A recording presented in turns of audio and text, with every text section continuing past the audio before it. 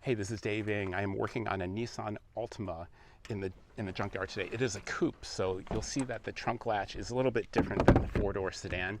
So there is this fabric liner on the trunk, and we're going to try to pull down over it. I think we need to pry these rubber stoppers off. Let me get a pry tool so that we can have access to the latch.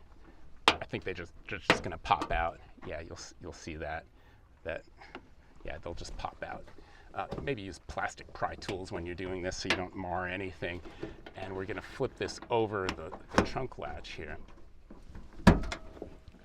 Okay, and you'll see the connection. So there's a 4-pin electrical plug. And then what I do is that I pull off, this is the emergency release cable that attaches to the latch. I just pull that down and release it, and you'll just reattach that when you go to reinstall the latch. And so you'll see two 10mm bolts right here. I will take an impact in the junkyard, and it's not attached to anything else. So you'll just drop down. And this is a different style of latch that's on the four-door sedan.